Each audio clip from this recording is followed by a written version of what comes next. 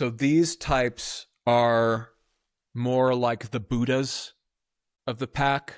They appear to be very relaxed. They're often very easy to get along with. They're very social, generally pro-social. So they get into trouble because instead of more direct contact with people, they prefer confluence, which is to say they prefer being in a kind of flow with people. But what ends up happening is they forget themselves and they forget that they have desires, and then they'll go along to get along.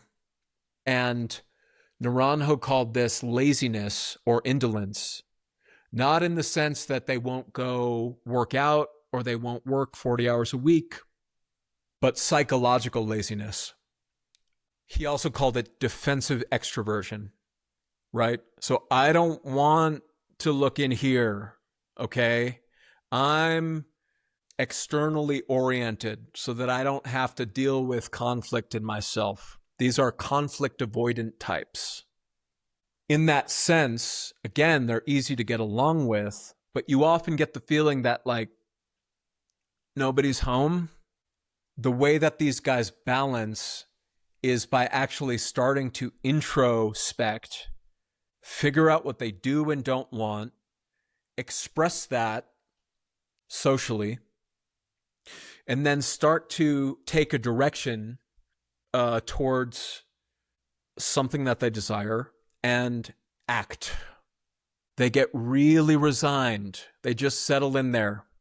They really resign themselves in relationship, in work. My grandfather, I think, was a 9, and sweetest guy, such a huge heart. But the way that I remember him is he had a teal lazy boy chair that was a corduroy lazy boy chair. And I imagine him he would always be in that chair with his feet kicked up, with his comfy slippers on, just reading his newspaper. He was really settled in there, man. He was really comfortable, but also like such a sweetheart and just so good to his family and such a huge heart. But the 9s just get really too comfortable. They become lazy. They become psychologically lazy. And the way that they get out of that habit is becoming action-oriented, figuring out what they do and don't want, and actually learning to be disagreeable, learning to rock the boat a little bit.